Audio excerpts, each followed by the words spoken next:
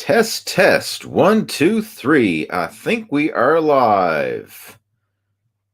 Boom. This should be coming through loud and clear. Hopefully it is. Welcome to the Total Fitness Bodybuilding video chat. My name is Lee Hayward. And today we are going to be having a live video Q&A for the Total Fitness Bodybuilding YouTube channel, as well as the Total Fitness Bodybuilding Facebook page. So hopefully this is coming through loud and clear on your end. If you are joining in live and you can hear me and see me, please let me know in the chat window there. Just want to make sure that this is coming through loud and clear. All right, got some people popping onto our live stream right now. Popping in through YouTube as well as through the Total Fitness Bodybuilding Facebook page. Welcome, welcome. So this is something that I do every Friday, live at 5, the Total Fitness Bodybuilding Q&A. And basically how it works is I'm going to be hanging out here for the next hour, answering questions and topics of discussion related to fitness and nutrition. So if there's anything that you would like to ask, any questions, any topics of discussion related to exercise, nutrition, health, wellness, any specific challenges with your workouts or your eating plan or building muscle, losing fat, any of those type of challenges or questions, please feel free to type those into our chat window there, and we'll have ourselves a video Q&A. And just to let you know, I'll do the best that I can to help you out, but I don't claim to know it all. All right, even though I've been in the fitness industry, helping people and coaching people for coaching for the last 20 plus years, training and competing myself for the past 30 years, I don't claim to be a know-it-all. So if I can help you, then by all means, I will do so. And if I can't, then I'll try and point you in the right direction to somebody who can. All right? I got a big network of friends and colleagues in the fitness industry. So there's a good likelihood that I'll be able to guide you in the right direction towards the specific challenges or questions that you may have regarding health and wellness, fitness, and nutrition. So feel free to type in your questions and topics there into our chat window, and we'll get this show underway. All right, let's see. Who do we have joining in? I see some regulars. If you are a regular, let me know. And if you are brand new to our video chat, let me know as well. Type it into the comments or into the video chat window, wherever you're watching from, whether you're watching from Facebook, it should be the comments there below the video. Or if you're tuning in on the Total Fitness Bodybuilding YouTube channel, there is a video chat next to the streaming video. So you can type in your questions there and let me know. So let's see. We have Lee Dunnigan joining in, coming through loud and clear. Welcome back, Lee. Lee is a regular, tunes into most of our video chats every week. We have Toko H, loud and clear. Awesome. Who else we have? We have Saul joining in from North Carolina. Welcome, Saul. Saul's a regular as well.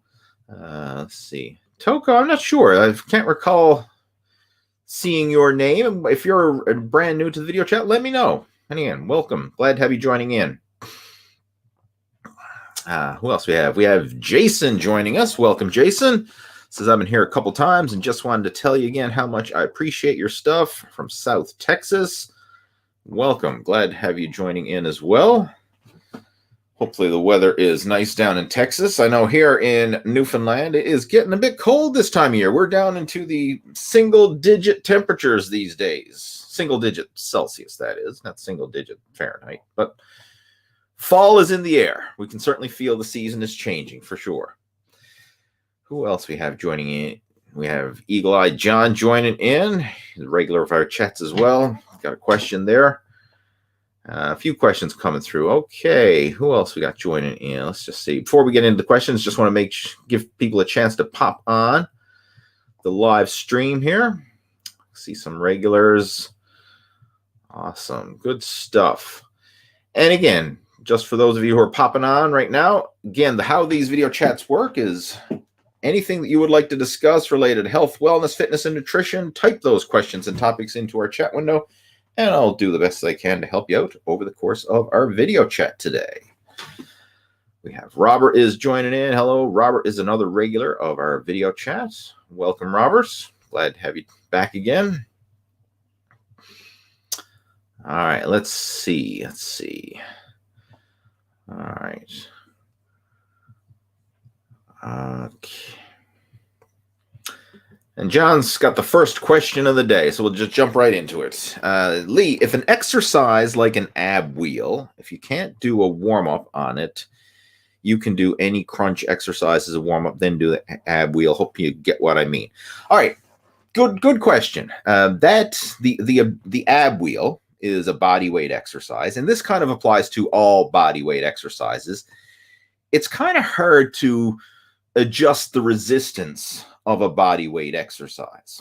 So you're kind of stuck with your body weight. Like, for example, if you're doing a pull-up, you know, unless you have an assisted pull-up machine, it's kind of hard to do a warm-up with a pull-up. If you're doing push-ups, right? Again, kind of hard to do warm-ups, even though you can do some different variations that are easier. With the ab wheel, I guess you could do some easier ab wheel variations, like probably not go through as full a range of motion or something like that.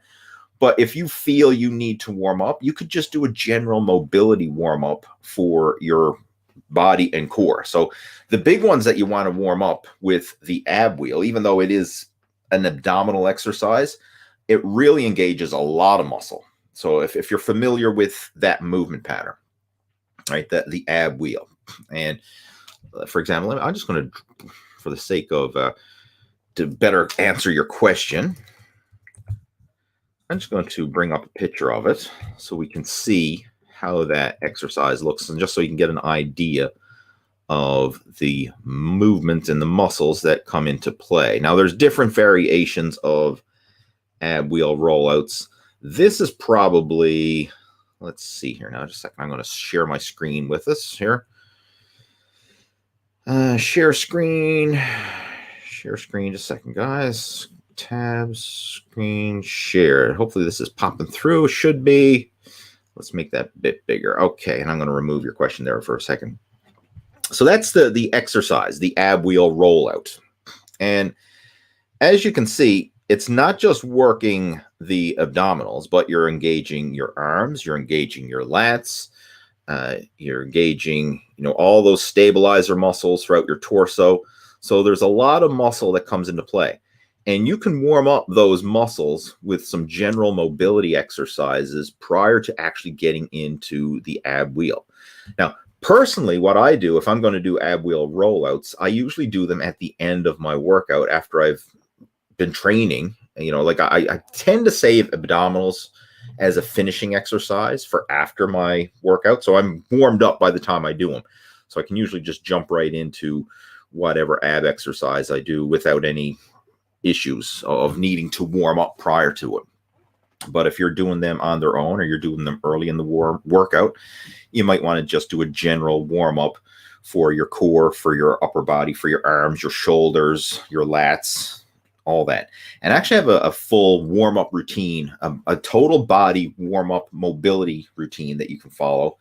And it just uses body weight movements. So you could either do it at home, you could do it at the gym or wherever, and it takes a few minutes, and that would be a good overall warm-up before any exercise that you get into.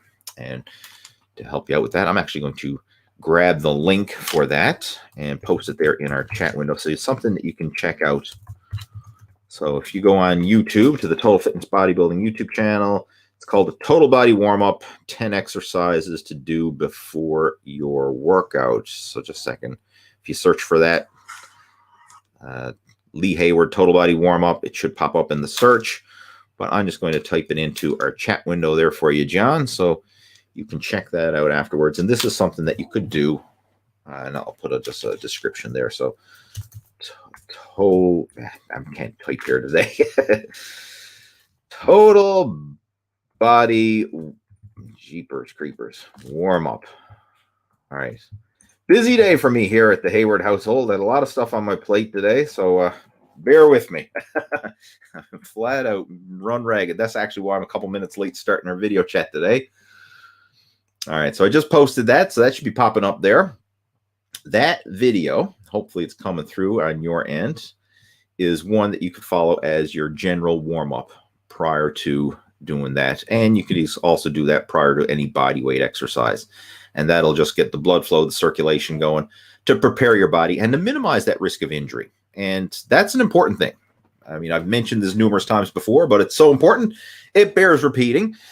The most important part of your workout routine is injury prevention, right? That's the key, because of all the things out there, the only thing that could potentially set your progress back is getting injured. Right? I mean, if you did an easy workout, that's not a big deal, because you could always go and train harder in another workout. You know, if you skip a workout, again, big deal in the greater scheme of things, because you can always go to the gym the next day. You know, but if you go in there and you end up pulling, straining, or tearing something, you're not bouncing back the next day. If you get injured, you just don't bounce back. Right? You got to nurse that injury and go through the whole recovery process. So that's why I'm a huge advocate of injury prevention and warming up prior to workouts. I mean, the warm-up is arguably the most important part. All right, so you never want to skimp those warm-ups. And as John mentioned as well, if you wanted to, you could also do some easier abdominal exercises, such as crunches or maybe like lying leg raises or something. But that's only going to warm up the core. It's not going to warm up the arms and the shoulders and the lats, which also come into play with the ab wheel.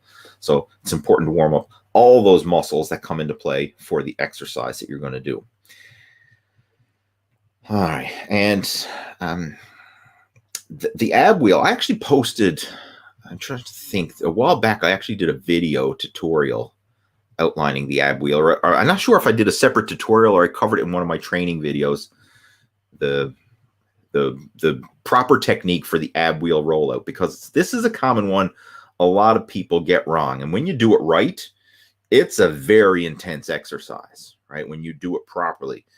And you really want to make sure that you're getting that proper warm-up, especially if you're using proper form with it.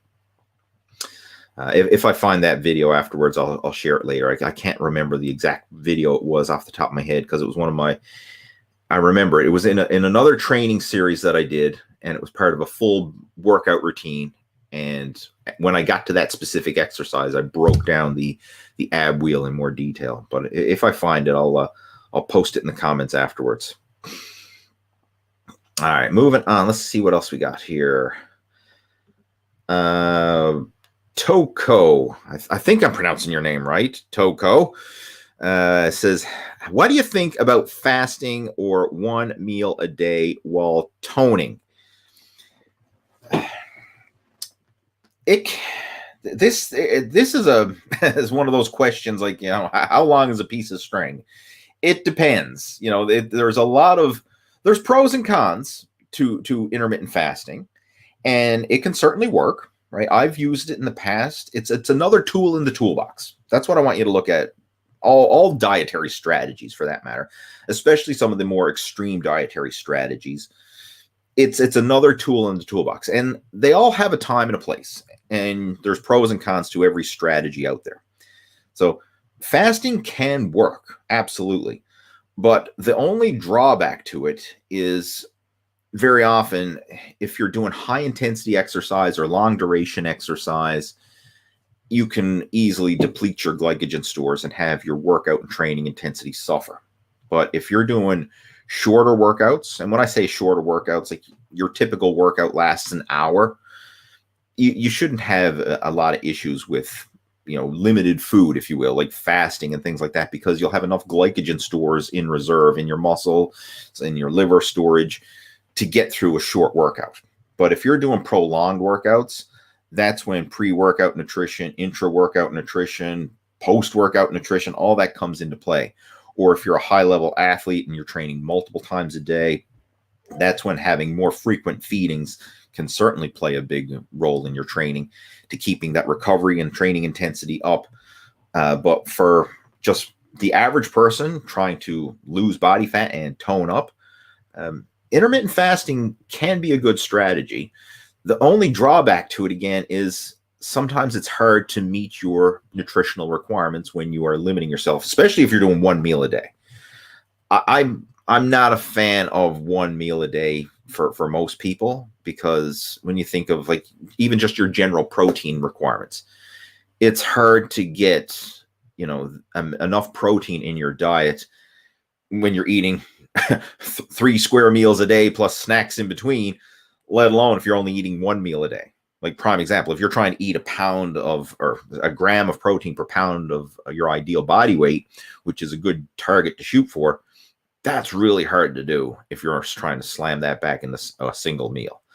So, I would probably break it up into more feedings to make it easier.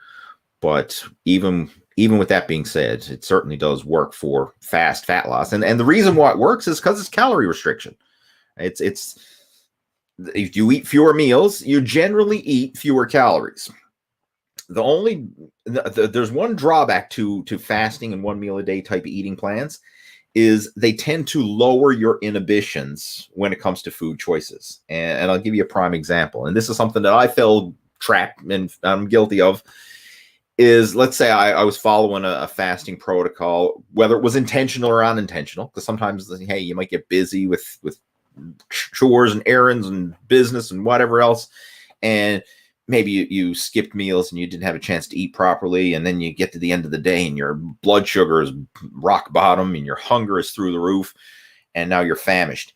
And it's easy to justify saying, well, I didn't eat anything all day, I deserve to have that slice of pizza. I didn't eat anything all day, I deserve to have that cake, that sweets, that dessert, that whatever you're craving. Because when your blood sugar is low and your hunger kicks in, you tend to make poor food choices. You're more likely to, it's not like, oh, well, I'm going to have, a nice serving of lean protein and make sure I get lots of vegetables and I'm going to eat really clean and healthy. Like some people do, right? If they have good willpower, but a lot of people use intermittent fasting as an excuse. Well, I can eat whatever I want because I haven't eaten anything all day.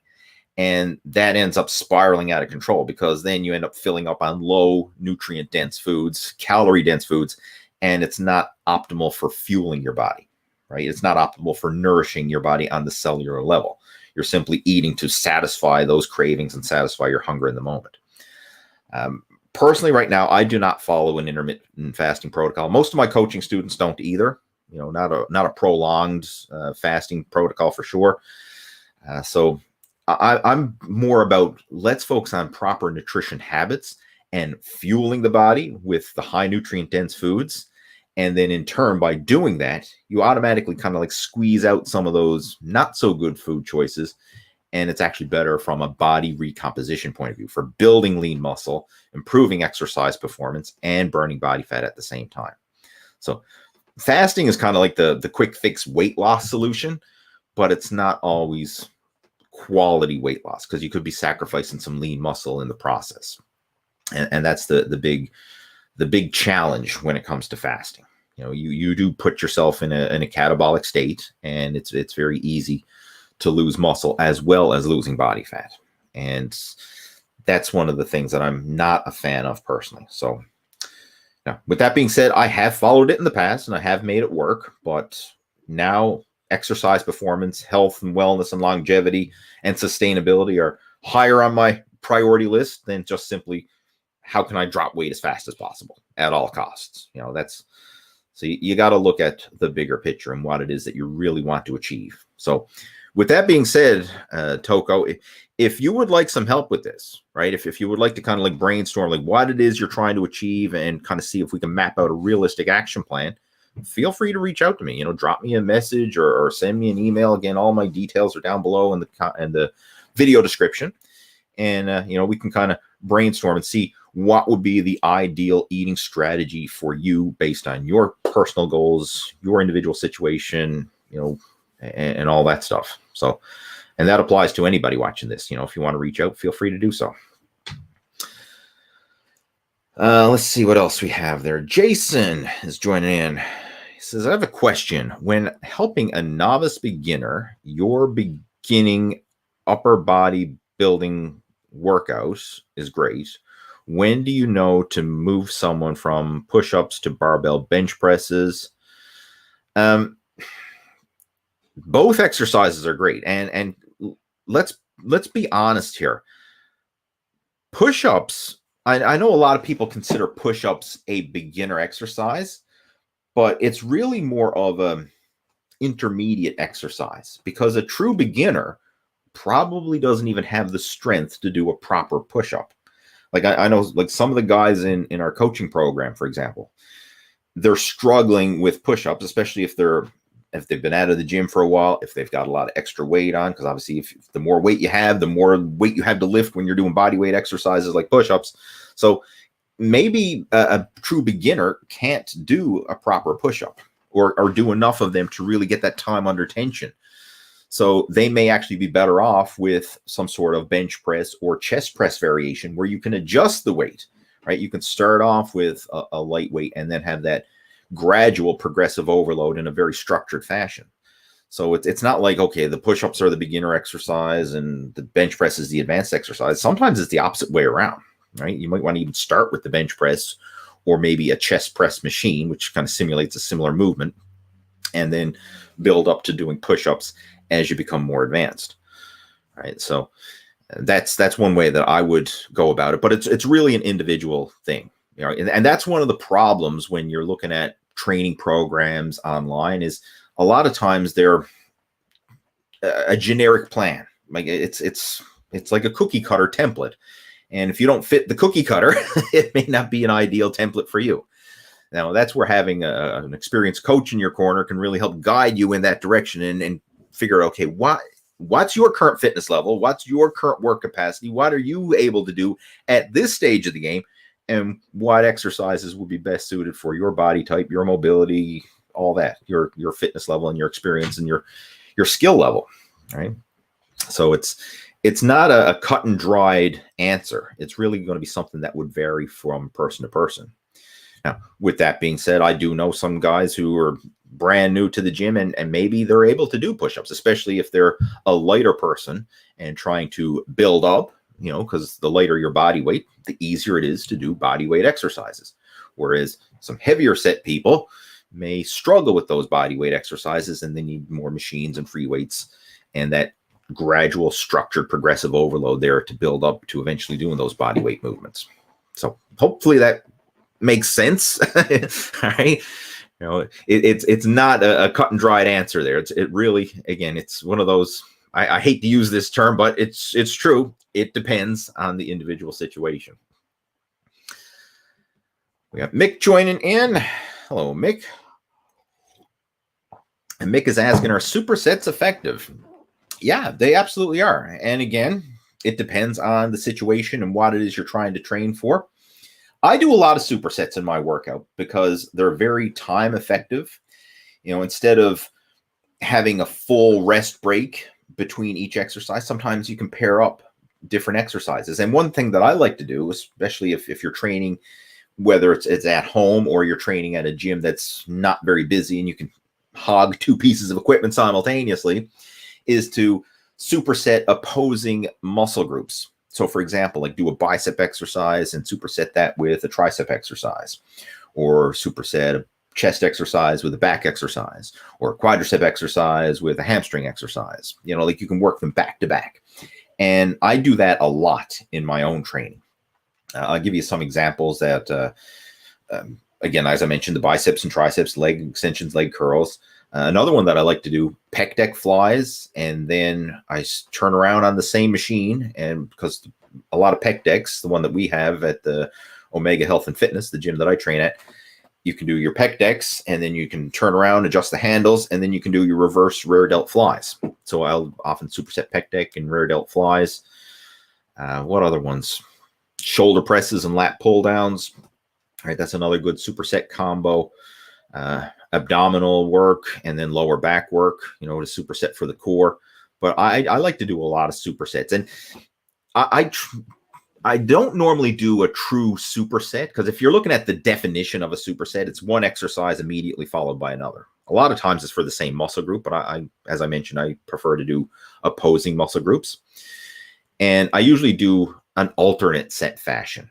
So I'll do one exercise, say like I said, the bicep curls, and then I'll rest about 30 seconds to a minute and then do a set of tricep exercises, you know, and 30 seconds to a minute between each one, and do them in an alternate set fashion, which is kind of similar to a superset, but just a little bit more of a rest gap in between. And that's, if your main goal is to stimulate muscle, that's a better way of going about it versus doing them back to back. because what happens when you do them back to back is a lot of times you're getting into cardiovascular fatigue and you're getting into a lot of lactic acid buildup, and it's not true muscle fatigue.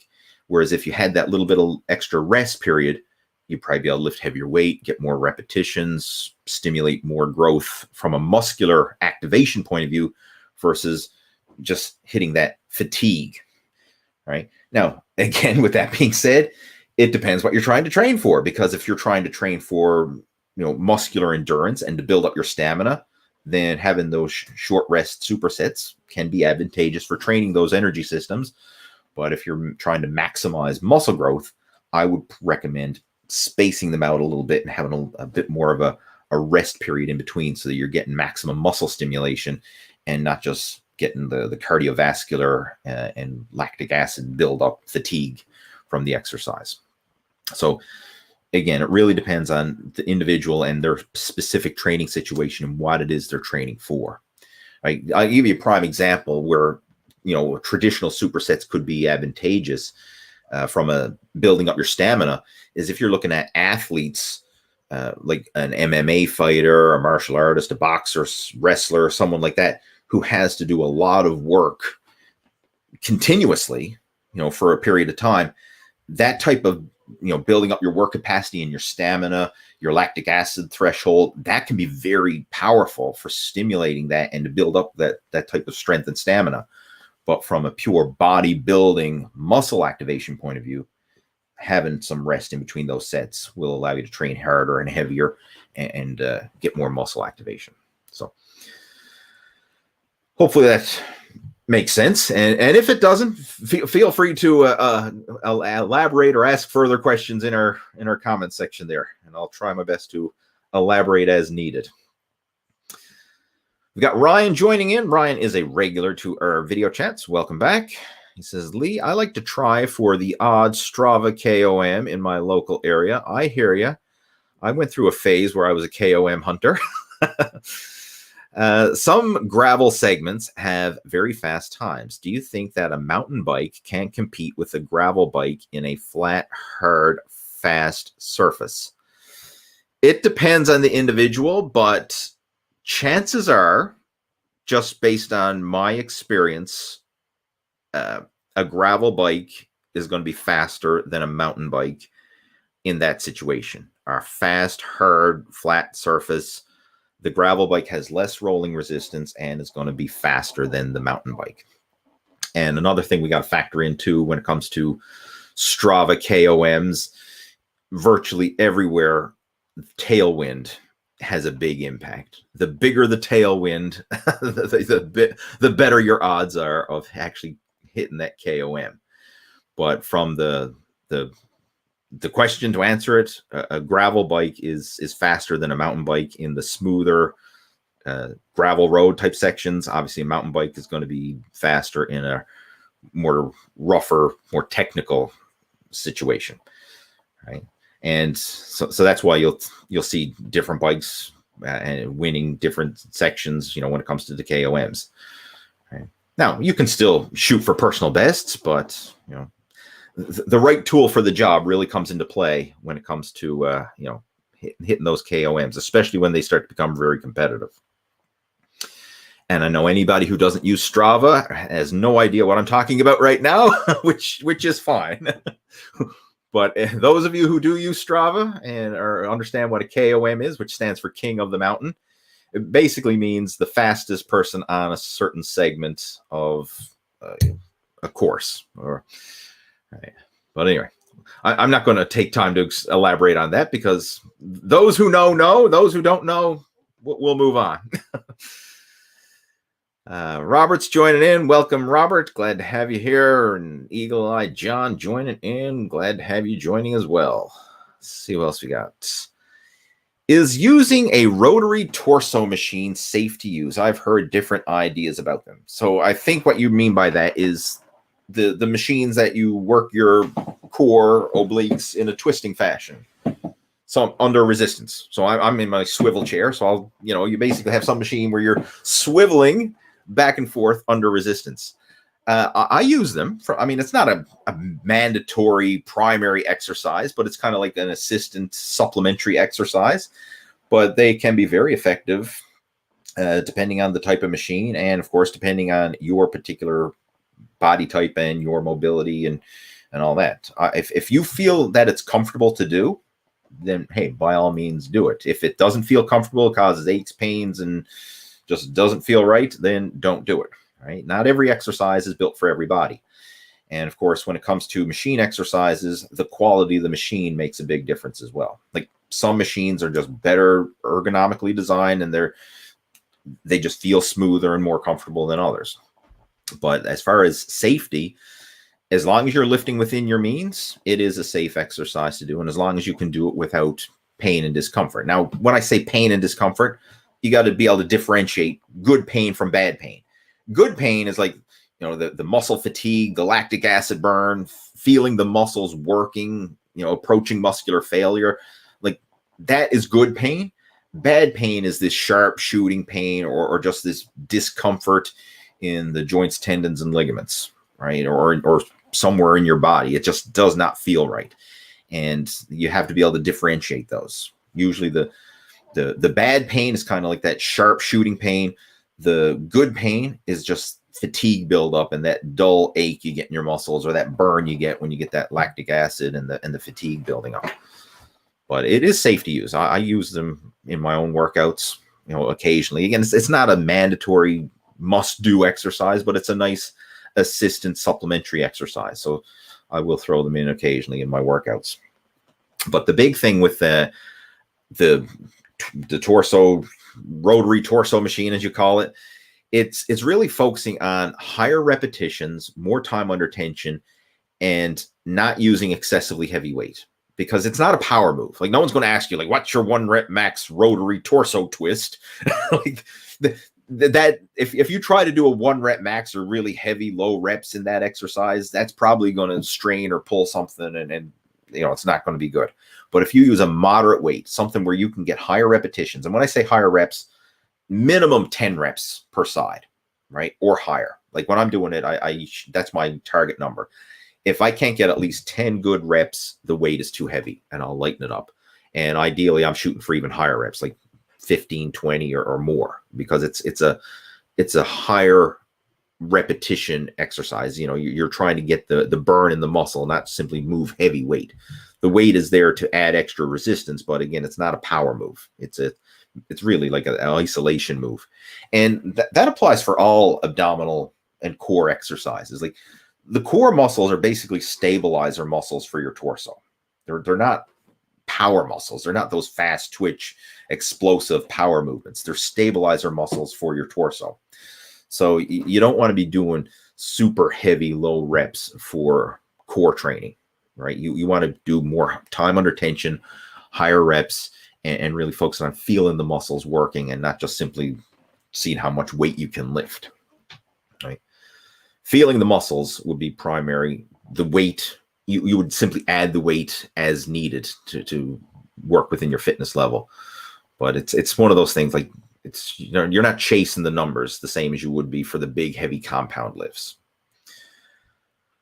All right, who else we have joining in? We have BR4HM5. Hello. I love the avatar image there, right? The Superman logo. I've got my own Superman shirt, and I've been known to ta-da pull the Superman S across the chest. Autocorrect butchered my grammar. My bad. I think we're still good. I think I had still answered your question there, Jason. Yeah. Or did he have a question? Just a second. Where was it? I think we did. Yes. Yeah, your question came through. That's fine. But I understand. The autocorrect can be a nuisance. We've all been in that situation where we're trying to send a message to somebody and you're typing it out and you hit send and then you realize, oh, autocorrect totally butchered my message. Right? Been there, done that. Everyone has. But no problem. Still got the message across. Ab wheel, I think you got to curl the back to like a crunch. Not sure if that's a comment or a question or what we're into there, but let me see if I can find that video for you. It's in my workout playlists. Trying to find it here now. There's one particular one that I did. Let me just do a search in my channel. If I do a search for like Lee Hayward ab roller, it might pop up. It might, if I can find it. Let me just see. Ab wheel. Let's just see.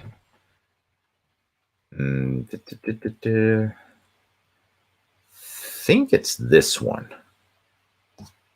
I'm not going to watch the full video because it's kind of a lengthy one, but I think, let me just do a quick little scan. Yeah, it is. I'm pretty sure it is. 9 out of 10 sure it is. All right. This is a full lower body plus abdominal workout. And in that video, I do cover one of the exercises. There's the ab wheel rollout. And I believe that's the one I break it down into more detail. So I'm going to share that for you, Mr. Eagle Eye John. I'm just going to type it in. So it's a lower body workout with ab wheel rollout. And that one, I in that video, I break down the pros and the cons and the right and the wrong way and the common mistakes with the ab wheel. And the reason why I took the time to do it is because that was an exercise that I was butchering myself. And I actually had a colleague of mine, a fellow fitness coach me, right? The coach was getting coached and helped to correct my form. And I got a lot more muscle activation and benefit once I corrected my form, right? Because it is and this applies to all exercises, you know, I mean, unless you have someone to actually there guide you and show you, a lot of times it is challenging to nail the form for some exercise, especially when you're new to them. So that one should be posted up there in the comments, and you can go check that one out. We have Art joining in. Art's a regular to our video chats. Welcome back. Saying our workouts go for about 45 minutes, which includes post-workout stretching. Yeah, I mean, that's if your workouts are in that time range, then I mean, obviously that's a great time, but you're not going to need any fancy pre or intra workout nutrition for a short workout like that. You'll have enough glycogen reserves stored within your muscle cells and within your liver to get to 45 minutes and beyond. It's only when you get into, okay, the workouts are stretching into the 2-hour plus mark. And this usually applies for endurance type training or athletic events or something where you're really pushing yourself for longer durations. That's when the pre and intra workout nutrition really comes into play. But for the average person who's doing, you know, hour-long workouts every other day or something like that, you really don't need it. We have Don joining in. What do you think of the mug there? Oh, it's probably reversed on the video, but it's Top Dad. It was a gift from my son, right? The Top Dad mug. Don is saying, I'm 6'4". I weighed at the doctor's office in February at 205. Doctor said my ideal weight is between 140, 180. This morning I weighed in at 165 pounds. Wow. Okay. I'll be honest. This is probably based on the height weight chart, and the height weight chart is a good general guideline, but there's a lot of generalizations in a height weight chart for your ideal body weight, because we all have different body structures, different body makeups, different body composition. So someone who has a more muscular build, they're going to be heavy on a height weight chart, you know, even if their body fat is low. So I'm not saying ignore the height weight chart, but it's one of those things, kind of take it with a grain of salt, if you will. Like, it's like, personally, even in my situation, when I've even been dieted down for bodybuilding competitions and single digit body fat percentage, I was still obese or overweight by a height weight chart, you know, by your height and weight. But when you look at body fat levels, you know, in the super lean category, when you're down to single digits. So, you know, take it with a grain of salt. But with that being said, congrats on the work you put in, man. I mean, that's huge, right? I mean, you literally dropped 40 pounds of body weight, which is, or almost 40 pounds, which is awesome. You know, obviously you put in a lot of hard work and effort to achieve those results. All right, now he's got a follow-up part to his question here saying, I'm ready to start back on your weightlifting program that I started using a little over 4 years ago. I stopped due to health problems, but back in excellent health. My goal is to be 180 pounds of a healthy body mass. And that, I think, would be better because from the sounds of it, like 6'4", that's pretty darn tall. You know, especially compared to a little, you know, a vertically challenged man like myself. I'm 5'6", right? So 6'4". I mean, if we were hanging out together, I'd have a neck problem looking up at you, and you'd have the opposite. Your neck problem be looking down at me, right?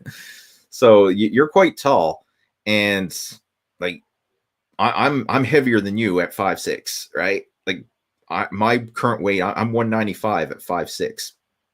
And you're 165 at 6'4". So yeah, I can appreciate wanting to get your weight up a bit, you know, add some good lean mass and achieve that body recomposition. And there's 3 phases that a lot of people go through. And our Muscle After 40 Blueprint program is broken up into these 3 phases. And I'll just briefly outline them here for you. Like phase 1 is you just want that general improve your overall health and fitness. Right? Like it's this just general phase, you know, to build those good, solid habits, get your eating, your exercise, your lifestyle habits in check. And in doing so, you're going to burn body fat and build some lean muscle. So you will kind of achieve like a body recomposition in that early phase. But once you start mastering the basics, you're going to eventually plateau in that early phase. You know, you'll see those quick newbie gains or quick gains that you get after coming off after a layoff. So, you know, the muscle memory kicks in and you just start building those positive habits. You're going to see those fast changes initially. Then it's going to plateau. And then what we do is we can adjust things based on your body type and your goal. So if somebody still has more body fat to lose once they go through that initial phase, then what we can do is we can focus on like a fat loss accelerator phase where we put in some more advanced fat loss strategies to help to tip the scale in favor of faster fat loss without sacrificing lean muscle in the process, right? So we move into what we call our fat loss accelerator. Once somebody gets down to their ideal level of leanness, right? You're comfortable with that. Then we can switch to a lean gain body recomp phase where we're keep our body fat low and then start filling out the frame with lean muscle mass. Right. So that's usually the 3 phases that we go through within the Muscle After 40 Blueprint program.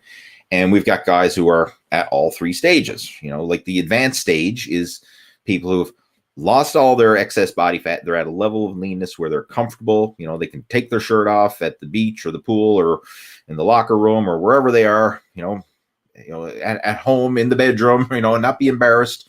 But what they see when they look in the mirror, just have that nice, confident in your own skin feeling. I'm lean, I'm comfortable, I have my body fat in a nice healthy range. Then we can focus on you know, that lean gain body recomp. And that sounds like where you're probably at now at this stage of the game. You're comfortable with your level of leanness, and now your goal is to fill out your frame with more lean muscle mass. So yeah, if that's something you're interested in fact, what you could do is, again, below in the description below this video, there's a link where you can download the Muscle After 40 Blueprint PDF. And it outlines the whole system, including the 3-phase program that we use, and it explains it all in more detail. And if that's something that you're interested in trying for yourself, especially, you know, that final phase, the lean gain body recomp phase, reach out to me. You know, we can have a strategy session and map out a realistic action plan that's right for you. But again, congrats. I mean, you've certainly put in a lot of work to get your body weight down 40 pounds. You know, since February, which is very respectable. And like I say, now you're ready to take things to the next level and pack on some lean mass while keeping that body fat low. And this is a good way to do it versus the old school bulk and cut, because for a lot of people, when they go on an aggressive cut, they tend to lose a lot of lean mass in the process. And then when they go on a bulk, they end up gaining a lot of excess body fat in the process. And, you know, raise my hand, I'm guilty of that. That's what I used to do back in my bodybuilding days.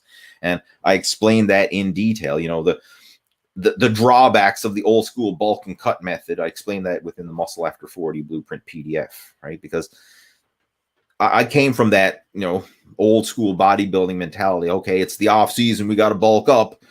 And yeah, you bulk up all right, but a lot of the weight you gain is just excess body fat. And then when it comes time to cut, then you got to go on an extra strict diet and really deprive yourself even more and push yourself with extra cardio and kind of like burn the candle at both ends to try and trim off that body fat. And very often in doing so, you end up sacrificing whatever lean gains you made in the off season when you were bulking. So it's like filling up a balloon and then letting the air out of it again. You blow it up and you let it out. So I would bulk up, then cut back down, and I'd be the same. Like I wouldn't get any better or bigger or year after year. It's like once I went through the bulk and then the cut, I'd always be at the same level each time. And the more often you do it, actually the worse it is for your body and for your aesthetics, because you're stretching your skin each time you go through that bulk. And then you're dieting down and trying to lose all that body fat again and sacrificing the lean gains you made. So it's better to take a more conservative approach and focus on that lean gain body recomp. And even though it's slower initially, especially the numbers on the scale change slower, the progress you make is progress you keep, and it's more sustainable. So it's slow initially, but in the long term, it's actually faster.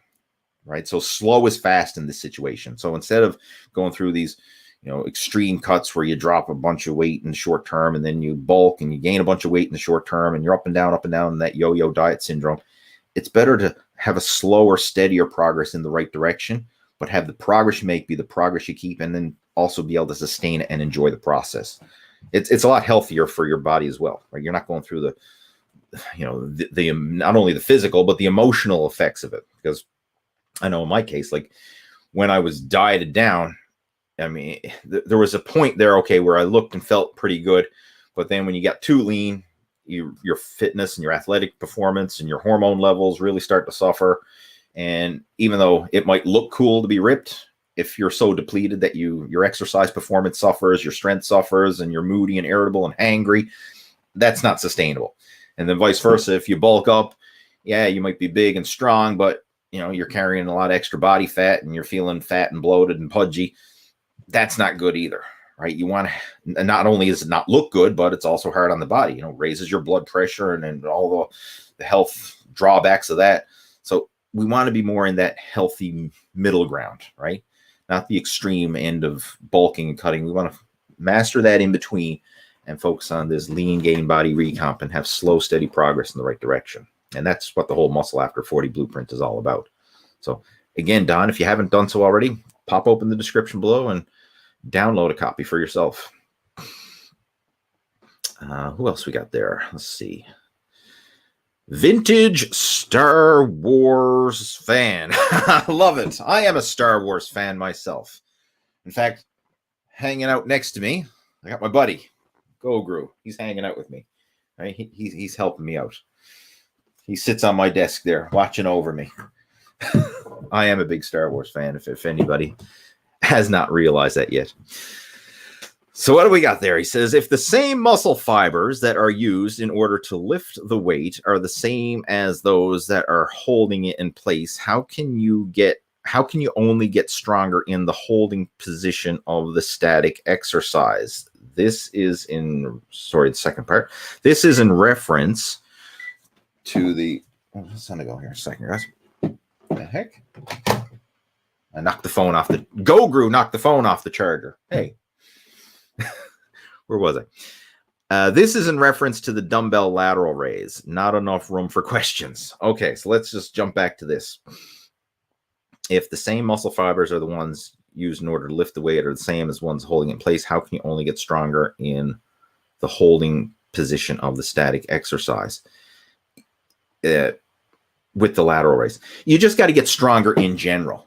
Like you got to realize that the side lateral raise is a peak contraction exercise. So the hardest point of that movement is when your arms are out to the side, right? You even got pit stains there. I'm sorry. Apologize for the pit stains. Sweaty pits. I told you I had a busy day. I've been running around. So when your arms are out to the sides, like that is the hardest part of the lateral raise, when your arms are out there and you're holding it in that peak contraction. In the bottom, there's not as much leverage, and it's actually easier. But once you get to the top, that's the hardest part. And that applies for everybody, regardless of how strong you are. That's going to be the hardest part of the exercise, is that static contraction at the top. So the only way you're going to get stronger is get stronger in general. So if you get stronger in the positive, that's also going to help you to get stronger in the static. Vice versa, if you get stronger, being able to hold that weight in the static position, that's also going to make you stronger in the positive portion as well, which also will make you stronger in the negative. Like it's the same muscles, and we have 3 levels of strength, right? Like the positive, meaning the lifting, you have the static, and then you have the negative. Now, the positive, lifting a weight, is the weakest. Like you might be able to lift so much weight, but once you get it lifted, you might be able to statically hold it there for a while. And then once you get to the point where you can no longer statically hold it, you may be able to lower it under control. So we have 3 levels of resistance: positive, static, and the negative. And as you get stronger in one area, it's going to carry over and help you get stronger in the other areas. But there's not like, okay, you really want to focus on one area and the other. I mean, you could just do static holds. Like some people actually do that. You'll see powerlifters, for example, work on different ranges of motion of an exercise, like probably power rack lockouts or something like that, if they want to strengthen certain areas of the lift. But generally speaking, from a practical point of view, as you get stronger in general, all ranges of motion are going to increase in proportion to your strength gains. So if you want to get stronger in the static position, you got to get stronger all over.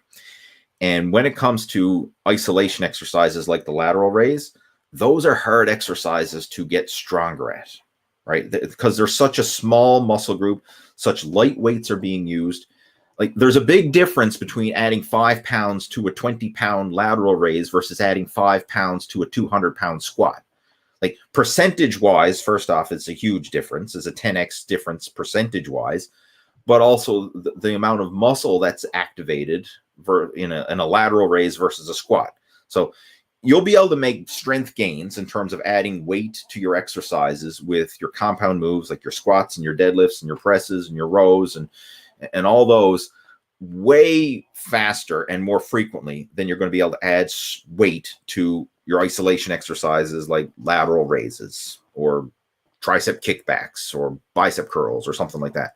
So the smaller the exercise, the harder it is to make strength gains with that exercise, right? So like, for example, like some people are saying, oh, you should add 5 pounds, strive to always add 5 pounds to an exercise. Well, that's great for a big compound lift. Like, yeah, you're doing a leg press or you're doing a squat or something like that, or deadlift. Yeah, you can strive to make those 5 pound jumps.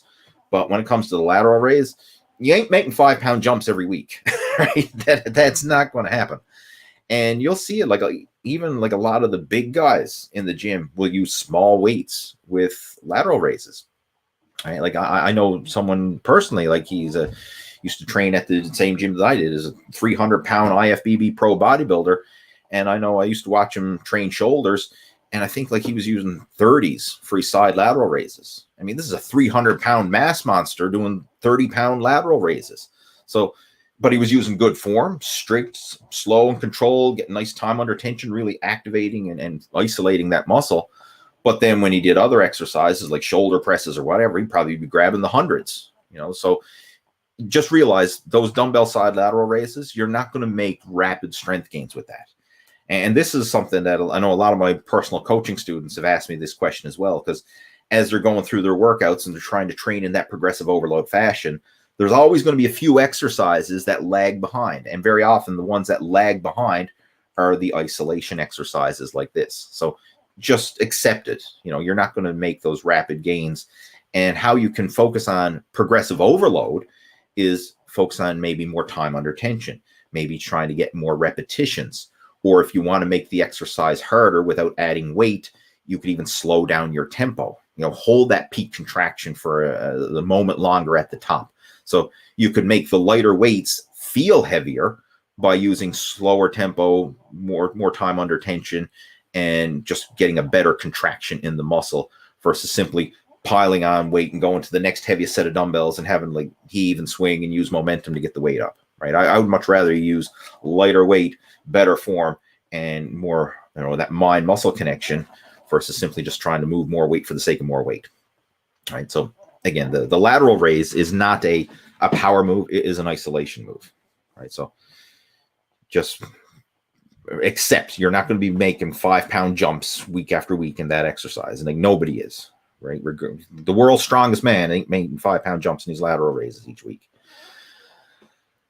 All right. What else? Toko saying, thank you. You're welcome. Glad to help.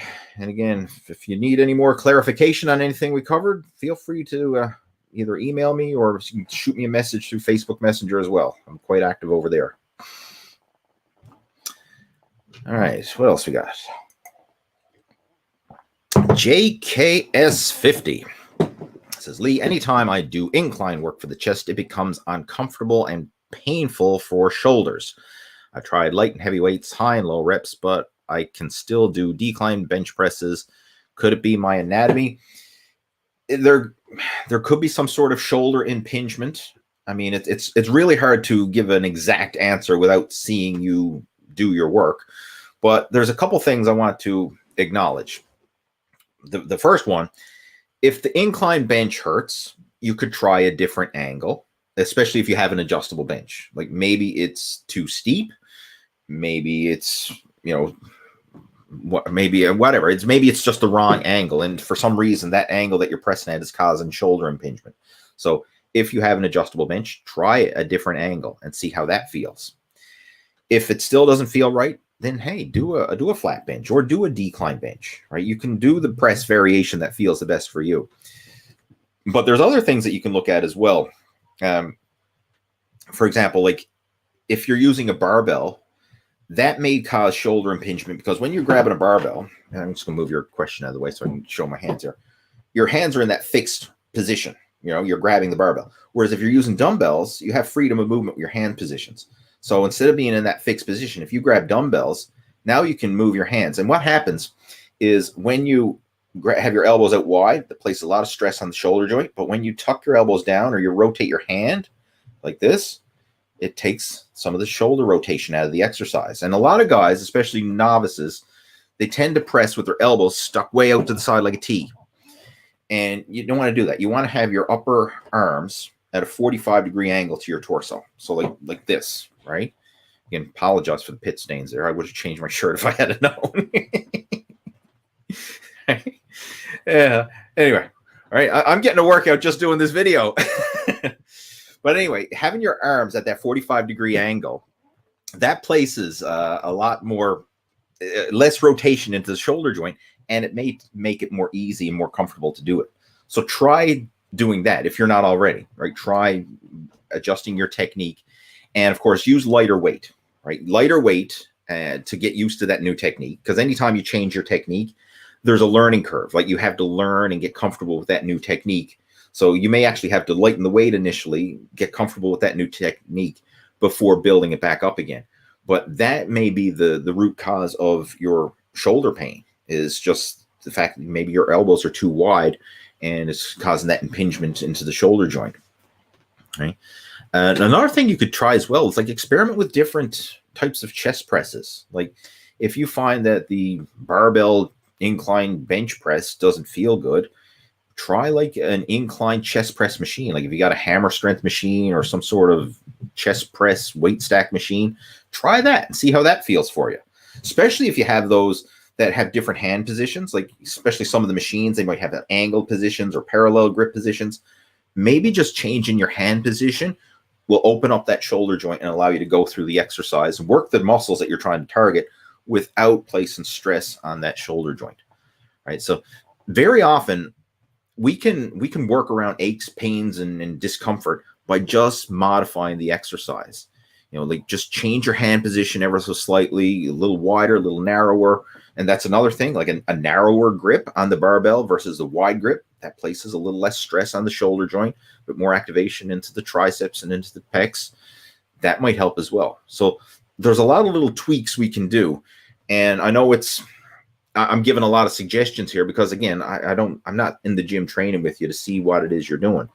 But if you want, you can actually just take a video clip of yourself and send it to me through like Facebook Messenger or even an email or whatever. And we could probably do a video critique of your exercise technique. I've done that for some of my coaching students, and I'd be willing to do it for you as well if you want. Drop me a video of yourself doing the chest press that feels uncomfortable. Show me what it is you're doing. And when I can actually see it, I might be able to break it down and give you an overview. Now, with that being said, if you're going to do that and you know in advance that it's an uncomfortable exercise, don't push yourself hard to failure. Like, you can do it as a demo video, like use a lightweight, just go through the motions, go through the form that you would normally use so that I can get an idea of what it is you're doing. But I don't want you to push yourself through exercises that are causing pain and discomfort, because, you know, if something hurts, don't do it.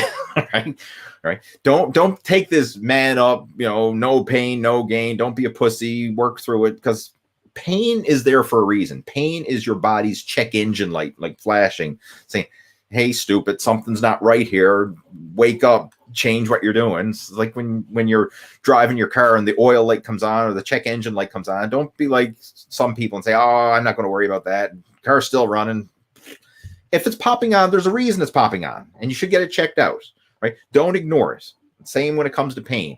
When you have pain, it's there for a reason. Don't ignore it. Right? Yeah.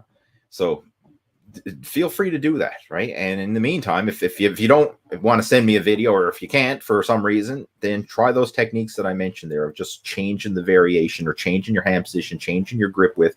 And there's a high likelihood if you experiment, you're going to be able to find a position that allows you to do that exercise, or at least work those same muscle groups in a comfortable fashion without causing pain and discomfort to the shoulder joint.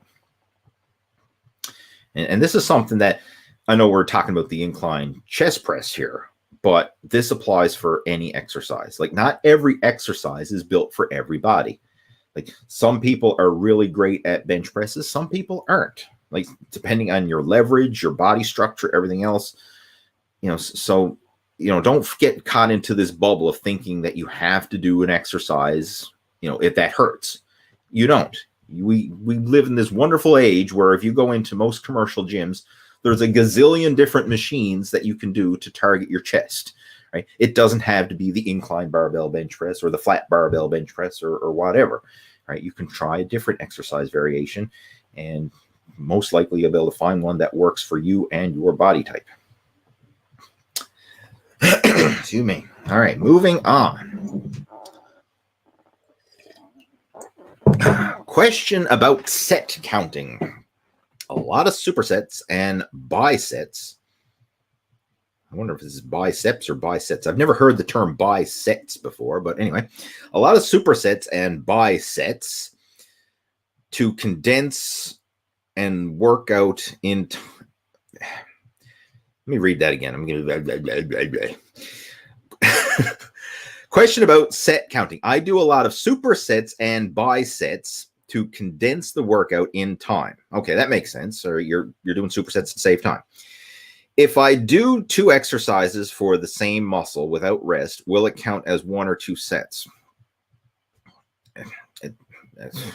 6 of one, half a dozen the other. It's how you want to count it.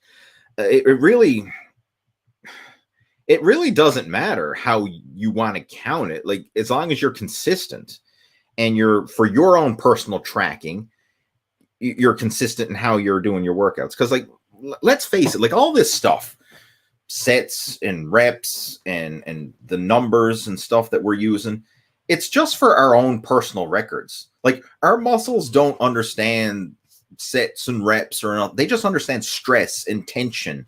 And okay, I've been put under tension, the muscles are getting broke down, and now they need to rest, recover, and grow in order to handle that stress in the future and hopefully build up stronger so they can handle it in the future. Like, these are all, it's just man-made words and stuff that we made up. But our bodies don't understand what sets are or reps are or whatever. They just understand tension. So it doesn't matter if that makes sense. if you want to count it as 2 sets, because you did a superset, okay, fine. But just be consistent. So when you're tracking your progress and you're trying to train in a progressive overload fashion, you just know how you're tracking it. Vice versa, if you want to count it as 1, then that's fine. But as long as you're consistent, like I wouldn't be bouncing back and forth where 1 week you're counting your superset as 1 set, and then next week you're counting your superset as 2 sets. Like, that's just going to cause confusion. The actual progress that you make in the real world, it doesn't matter if you count it as 1 or 2 sets. It's just as long as you're consistent with it. So, it's however you prefer to do it. All right, moving on. How to get a 6-pack, right? That's a big question. That's a big question. But bottom line, there's 2 things we need to do to get a 6-pack.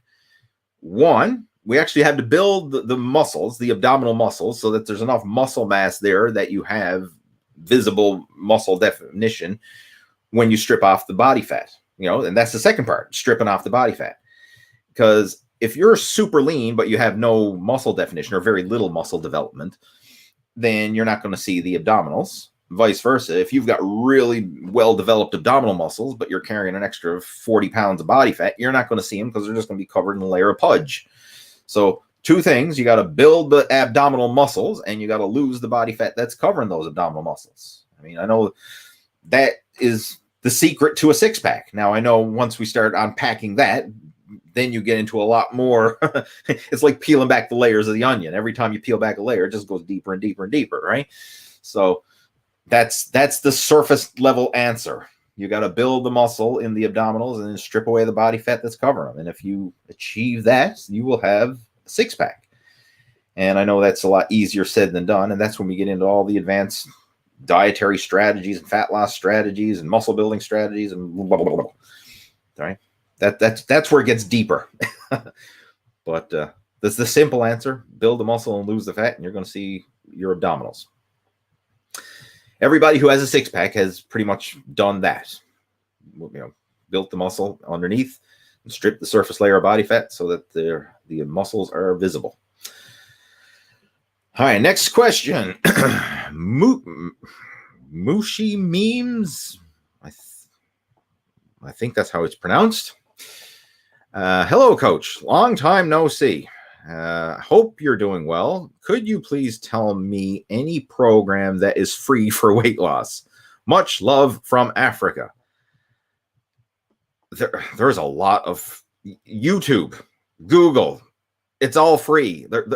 Every workout program that you can think of. Like, you go on YouTube right now and you type in workout program, you'll get a million video results. You go on Google, type in diet plan, million search results. There's no shortage of free programs out there. Every program that's ever existed is out there for free at the click of a mouse and the type of a search engine. It's there. The problem is trying to sift through all that information. It's not the lack of information. It's the information overload that is the problem these days. Because how do you sift through that? And how do you find the ideal one for you, your situation, your body type, your goals, all that stuff? Because like most fitness and nutrition information that you find, despite what a lot of influencers say, most of it, like probably like 80% of it or so, is actually good, solid information. It's good, sound information. Some of it is a BS and hype and just weird, wacky shit, but we won't focus on that. We'll focus on the majority of it. It's actually good, sound information. Like if you start searching for exercise advice and nutrition advice, most of it is good. But who is that advice geared for?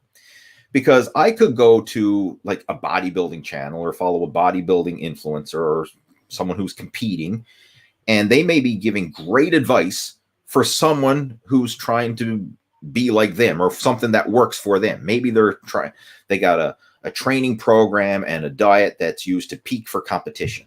Well, if you're a competitive bodybuilder and you have the foundation and the development of a competitive bodybuilder and you're trying to peak for competition, that advice might be great for you. What if you're a brand new beginner, you never stepped foot inside a gym before, and you don't know what a difference between a protein and a carbohydrate is? then that peaking for competition advice could be completely wrong for you. Or vice versa. You might have a 20-year-old who's trying to bulk up, and then you could have a 50-year-old who's trying to trim down.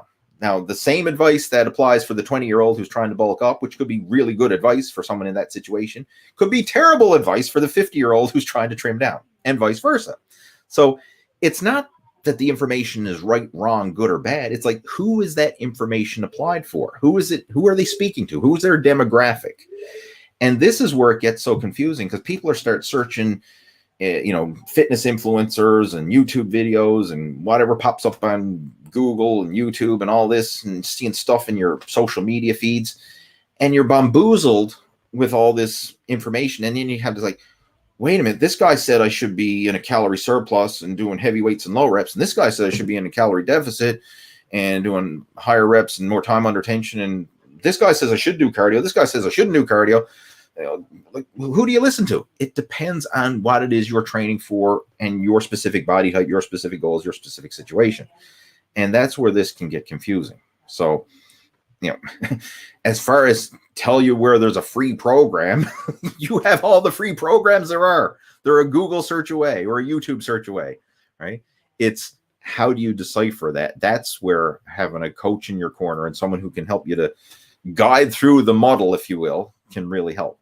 And quite honestly, like, that's what I spend my days doing. Like, I work as a fitness and nutrition coach, and that's what it is. It's like, it's not reinventing the wheel.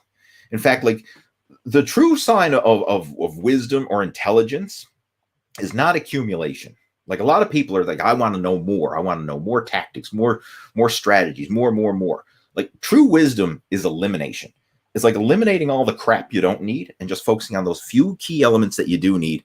And let's just dial in that. Let's become masters of the basics, just masters of the simple things that are going to apply for you, your situation at this stage of the game, right? Focus on that and not get distracted by all the noise of everybody else who's coming out and saying, hey, do this, do that, try this new wonder pill, this new wonder workout, this new whatever, right? This new fad diet, this new miracle shake.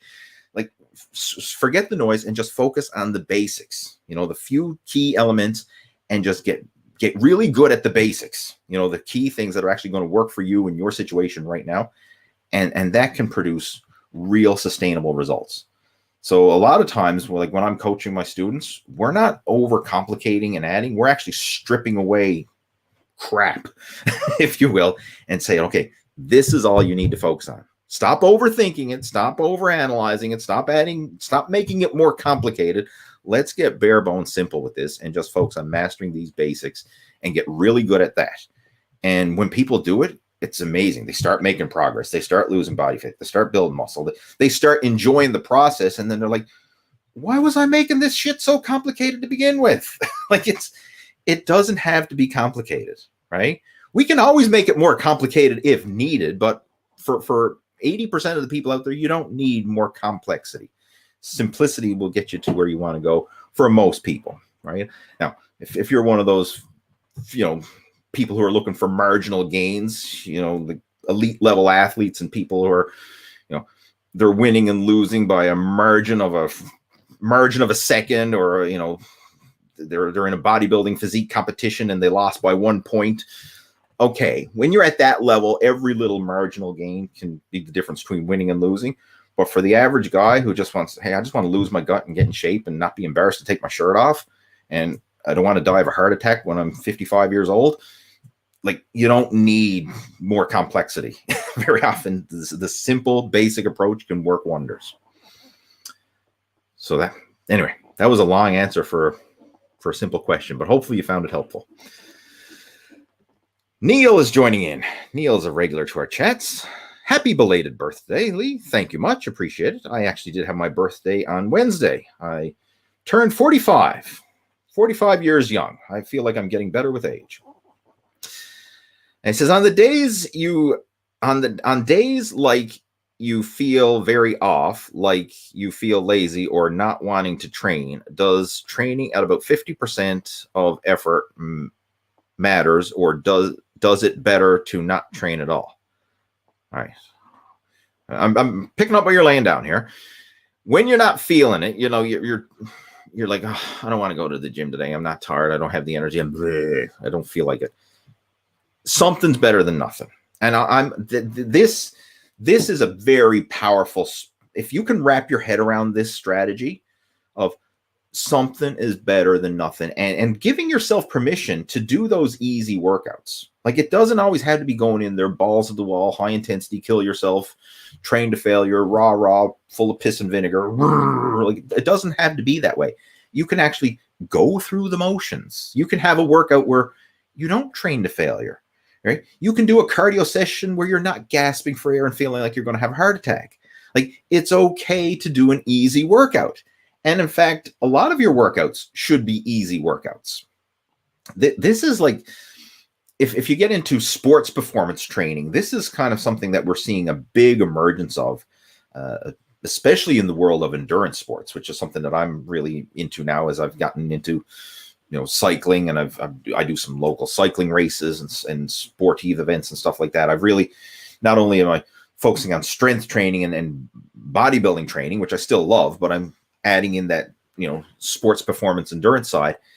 But as I've been really studying that side of fitness, one of the trends that we see, it's really creating some of the elite levels and setting new records in the world of sports performance, is the idea of polarized training. And polarized training means you're doing low intensity workouts and then really high intensity workouts, and it's okay to do both. Right? You can have those easy active recovery days, if you will, where you're not killing yourself, but you're still greasing the groove, right? You're still going through the motions. You're keeping your body active, but it's not stressing yourself. It's not breaking your body down. It's light exercise that's actually helping to rejuvenate your body, but it's still keeping yourself active. It's still reinforcing those positive habits into your routine. And then you have those high intensity days, which are fewer. Like, there's going to be more lower intensity days, but you'll have a few of those high intensity days in there where you're going to push your limits. You're going to try for a new PR or push yourself to the limit. And it's okay to have both, right? It doesn't always have to be pedal to the metal, right? It's okay to go on cruise control. And I'll give you another analogy. Like, imagine trying to drive your car if you have two speeds, like foot flat to the floor on the brake or foot flat to the floor on the gas. And there's no other option. It's either all out or nothing. This all or nothing trap, which is where a lot of people fall into when it comes to fitness. It's like, I'm not doing nothing, or I'm going balls to the wall, right? I have no diet whatsoever. I'm going to eat whatever the hell I want, or I'm going to starve myself, right? I'm bulking or I'm cutting, right? I'm all in or nothing, right? That's like, it sounds cool when people say it, but you got to realize, like, that's not sustainable. And you, like, again, think of driving your car if you had that in an attitude. Right? I'm driving pedal to the metal, or I'm not moving. Like, if that was, you wouldn't even get outside your neighborhood street. Like, imagine you just pull out of your driveway and stomp the gas pedal to the floor. You wouldn't even be able to make the turn to get off onto your street and then, get onto the main road. You'd crash and burn, right? You can't sustain it. You have to know how to modulate it, like mastering that in between, right? In between the all and the nothing. That's the sweet spot. That's where sustainability is. And being okay with that and realizing that, no, I don't have to kill myself every day in the gym. It's okay to go do an easy workout and give yourself permission to do that. And I do it all the time, right? Like, I personally strive to exercise every day. Now, it doesn't happen every day because sometimes life gets in the way. You got chores and responsibility and family obligations and everything else. I mean, if you're a busy parent, or you're dealing with family members, or you got a career and stuff, right? Like, the excrement is going to hit the fan from time to time, and it's going to throw off your schedule, right? So that's inevitable. But I try to exercise most days, right? And they're not always hard workouts. Like, a lot of them are easy workouts. Could be an easy cardio session, or even an easy weight training session, or it might be doing some active recovery work, or mobility work, or flexibility and yoga, and like incorporating all these different forms of exercise. And then there's some days where I'm going to go in there and say, okay, let's do a heavy squat workout. Let's do a heavy deadlift workout. Let's push ourselves hard on those days. But I have more low intensity days than I do high intensity days. And that's what's allowed me to stay consistent over the long term, right? So instead of having this all or nothing, learn to master the in-between. That's the secret to sustainability. And again, that's another key principle that we really drive home within our Muscle After 40 Blueprint program, is learning how to manage that. Because what I'm saying here, like I know you may be listening to it and you say, okay, that makes sense intellectually, but to put that into practice in the real world, it's easier said than done, right?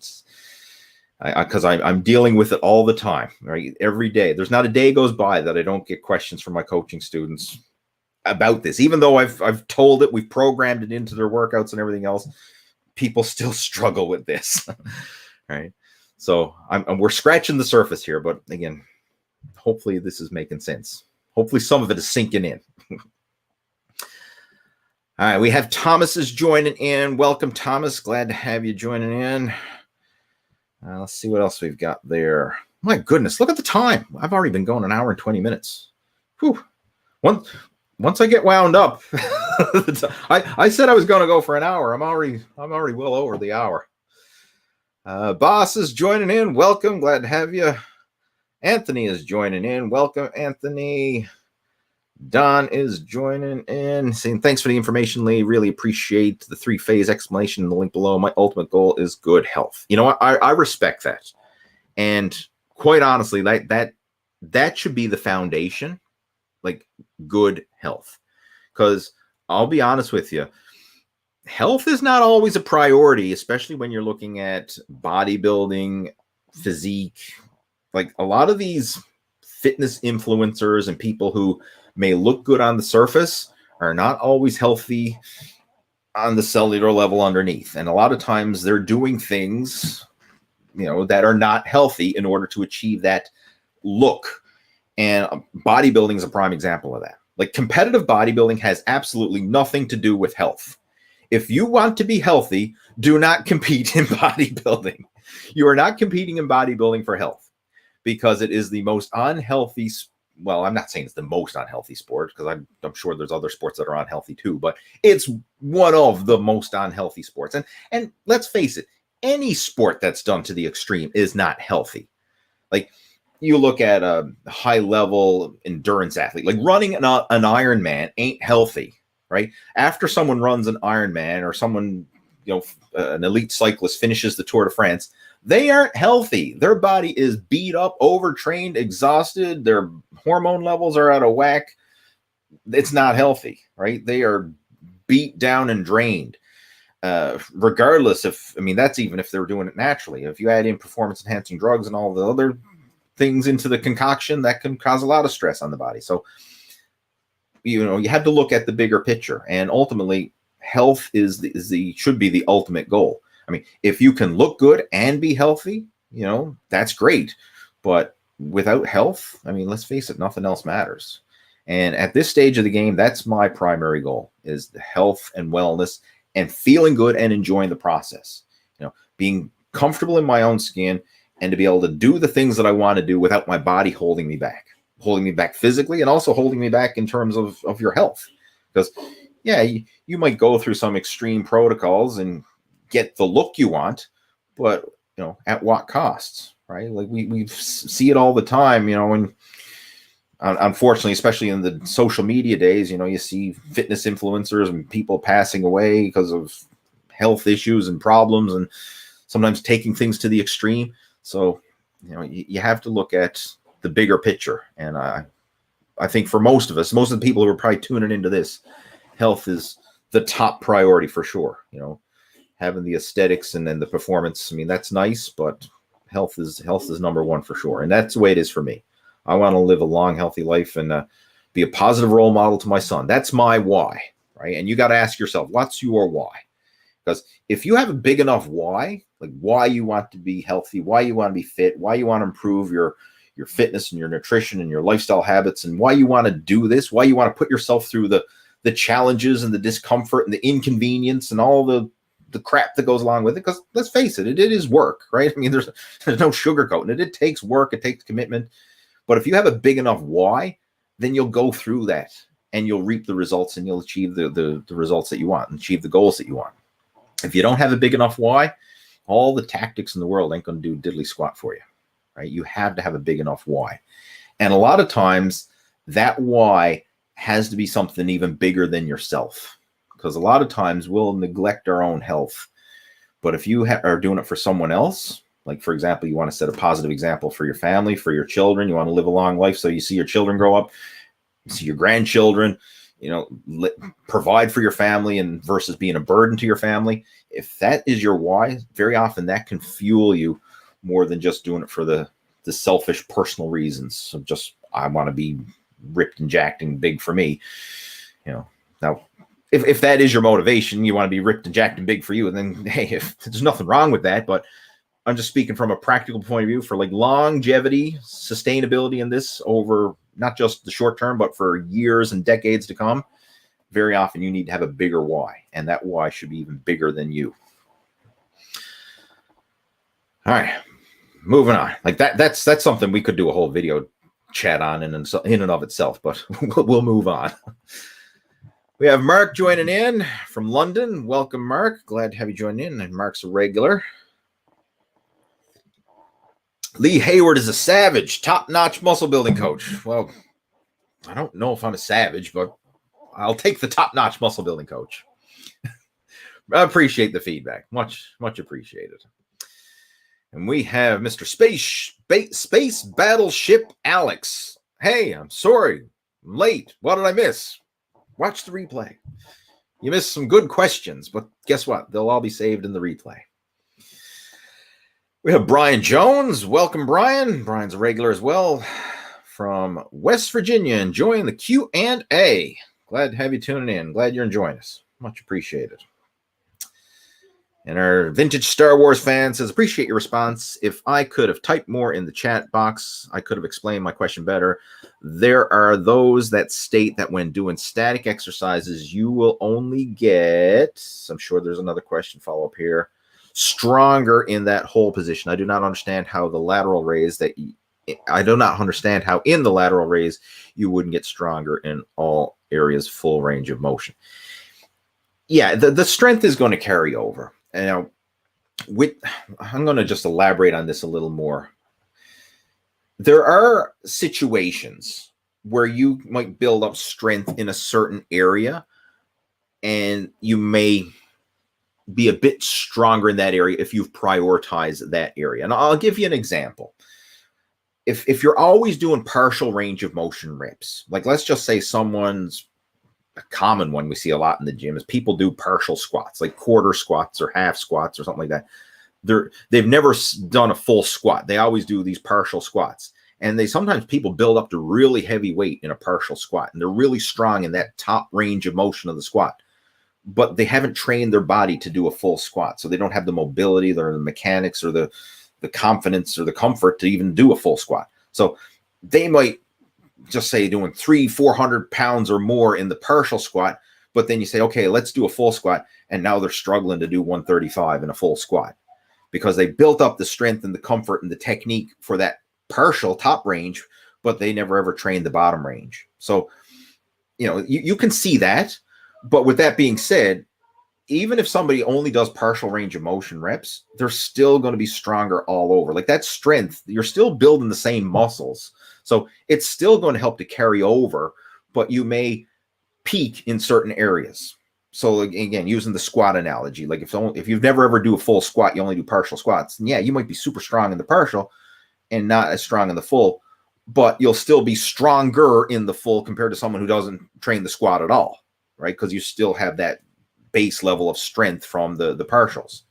Now, if somebody trains the full range of motion and they get stronger in the full squat, well, not only is that going to strengthen their full squat, but it's also going to strengthen their partial squats as well, right? So you're still working the same muscles, and it's all going to get stronger, but you can prioritize certain aspects. And some guys will, like especially competitive powerlifters, who this is their goal, is to just move weight from point A to point B and get as strong as possible. They will adjust their training and prioritize different areas based on what their weaknesses are. Because, for example, like some people, when they're doing, say, like a bench press, they might be able to get the barbell off their chest, but they struggle with locking it out. So maybe they want to do extra top end work in that range, partial reps, whether it's in a power rack or with bench press boards or different types of training tools to help increase that top end strength to work on their weakness. Another thing, like maybe with deadlifts, like some people, they might struggle to get the weight off the floor, but if they can get it up, then they have no trouble locking it out. So they might want to do exercises to strengthen the bottom range of the deadlift, like deficit deadlifts or something like that. So you may want to prioritize different areas if you have a weak link to kind of strengthen that weak link so the whole chain is stronger. But even if you don't prioritize if you just get stronger in general, the chain is going to get stronger in general. Even if there is a weak link in there, as long as you're getting stronger, it's all going to get stronger, if that makes sense. But you will see in certain areas, and this is going back to where I was talking about, like the marginal gains. This is the nitpicky tactics for people who are really trying to squeeze the ultimate out of their workouts. This is where you can nitpick, right? But for the average person who's just trying to, again, lose the gut, get in shape, get healthy, live a long, healthy life, and not be embarrassed about how their physique looks and not die of a heart attack at 55, this really doesn't matter. Like mastering the basics and the fundamentals, that's what matters. This nitpicky stuff, this is for athletes and people who are already got their shit together, already training consistently, already got, the foundation is laid. Now they're trying to put the last layer of icing on the cake and smooth it out, right? This is nitpicky stuff at the top of the top level. But for most people, they don't, they're not ready for that. There's no point in putting icing on a cake if you haven't got a cake, right? You got to have a foundation first.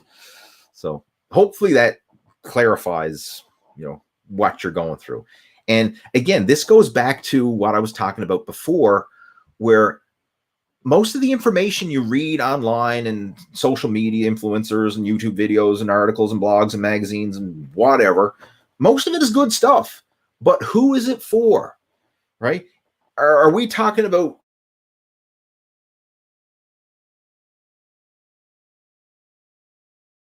your old office worker who wants to get back in shape and live a long, healthy life, right?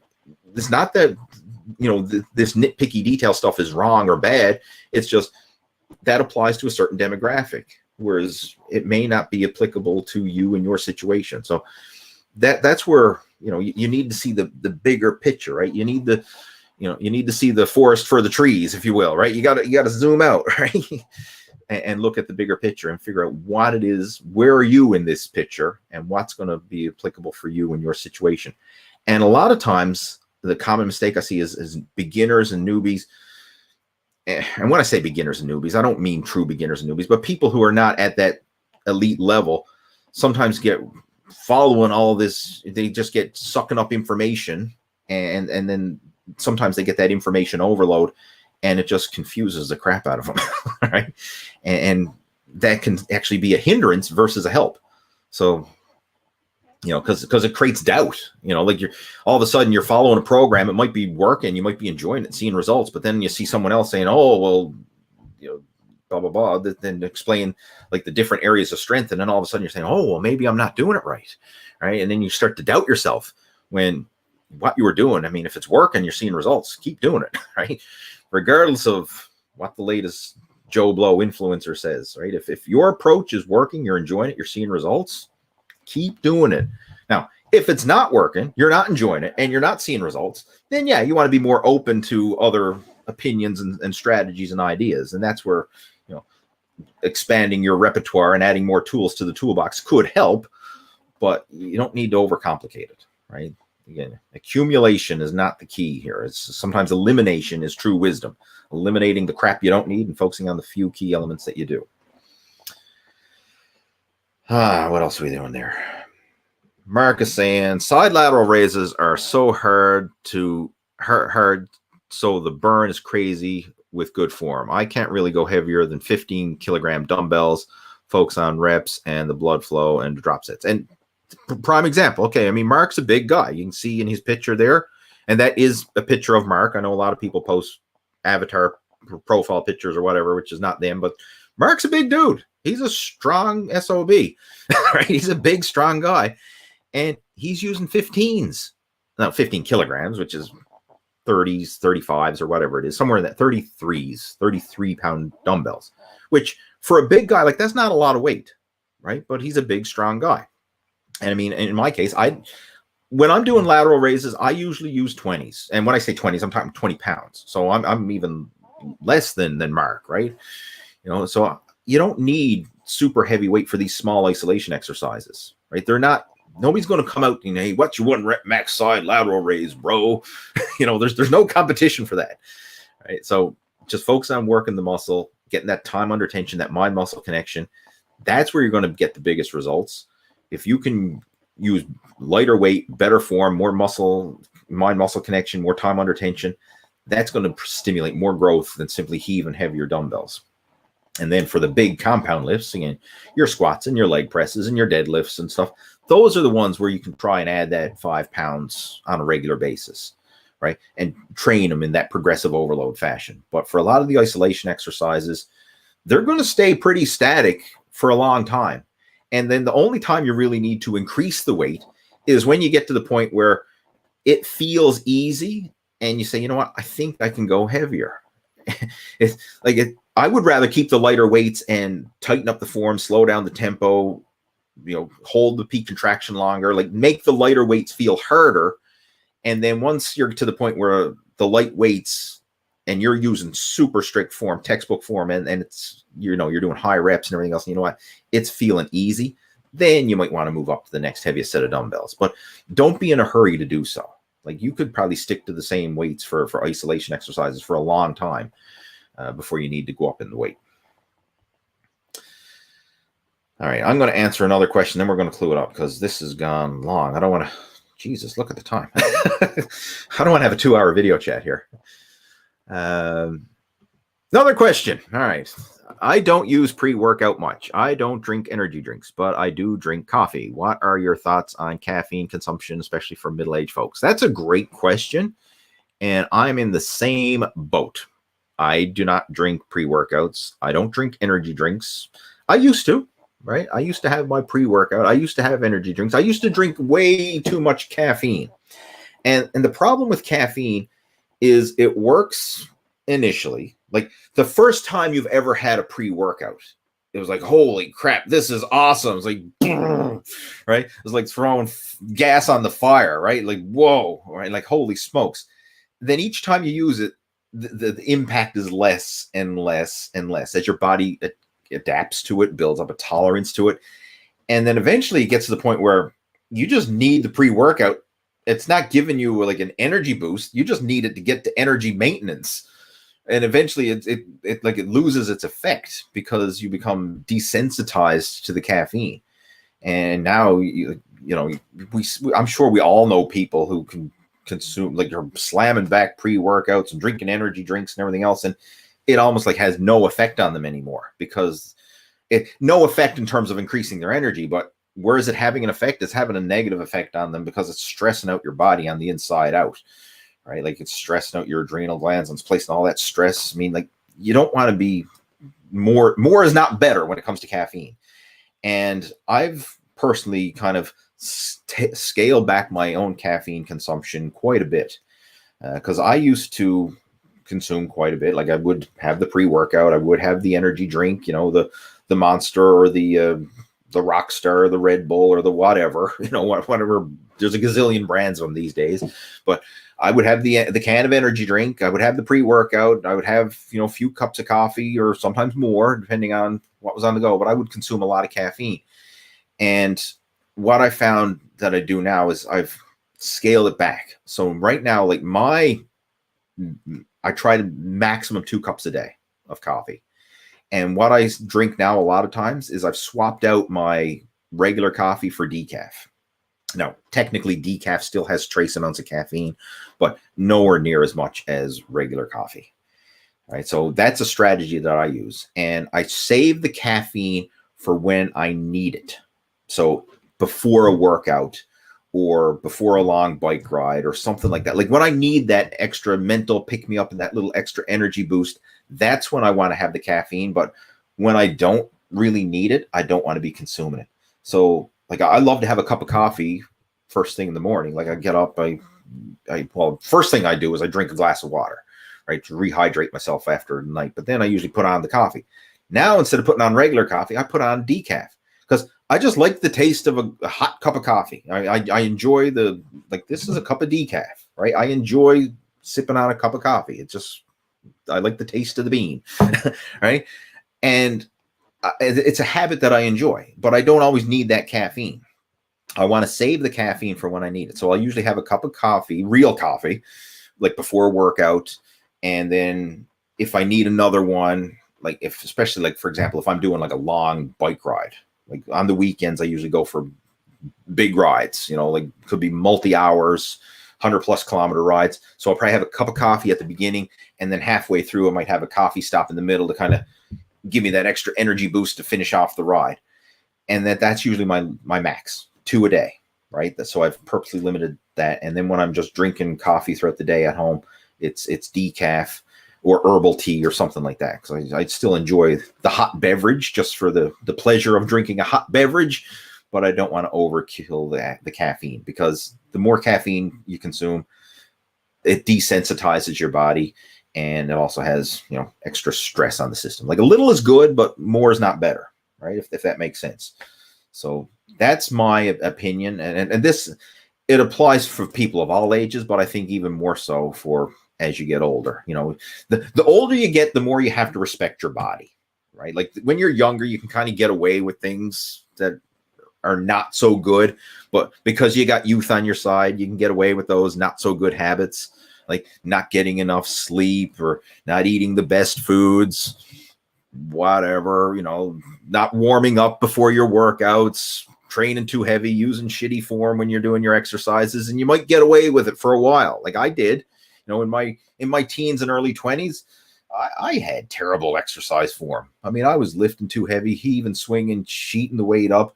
And because I was getting away with it, because I had youth on my side, I thought, I'm invincible. Injuries are not going to happen to me. Like, it happens to other people, but it ain't going to happen to me because I never had one until I did.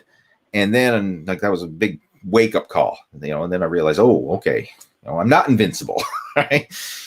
Injuries can happen to me. And then now I've learned the lesson the hard way. And unfortunately, most people have to learn lessons the hard way before they really sink in. But hopefully by listening to conversations like this, and you can learn from my mistakes and not make the same ones yourself, or at least prevent yourself from going too far down the mistake road before you turn things around.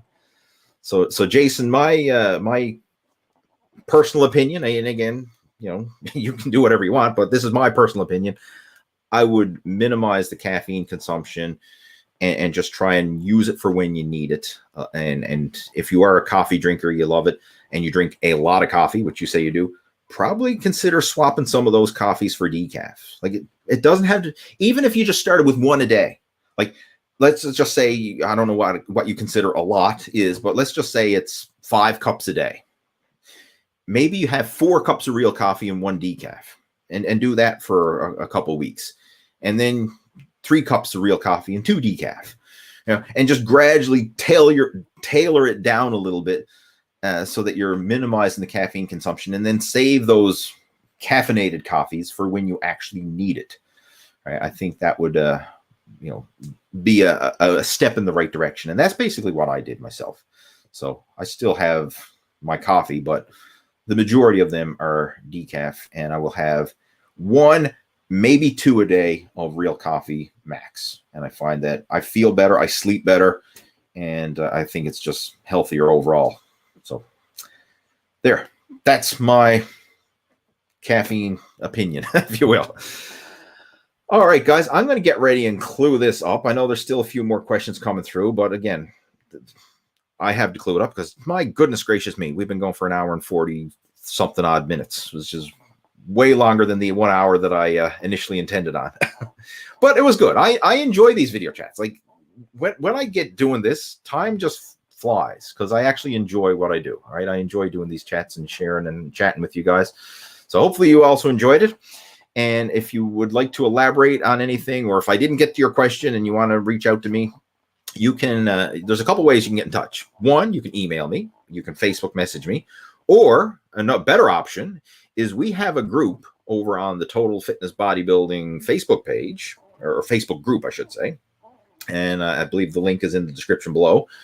If not, just head on over to Facebook and search for Lee Hayward's Total Fitness Bodybuilding, and it'll pop up in the groups, and you can request to join that group. Right now, there's 1,300 odd members in there, but it's a way to keep that conversation going throughout the week. So if there's anything that you want to discuss, about your workouts, your nutrition, your goals, specific things, like, feel free to participate on that group, and we can elaborate and keep that conversation going. So we have a lot of good discussions and people sharing progress pictures and updates and things like that. So it really is just this nice online community, and you're more than welcome to join it if you want. So again, just do a search for Lee Hayward's Total Fitness Bodybuilding over on Facebook, and it's a great way to keep the conversation going throughout the week in between our live video chats. All right, I'm going to get ready and clue it up. Have yourself a fantastic weekend. Hopefully you enjoyed the video. If you did, give it a thumbs up or a heart or a like or a something. All right, that all helps. I appreciate the support, and I'll be back next week, same time, same place, for another Live at 5 video Q&A. Take care. Over and out.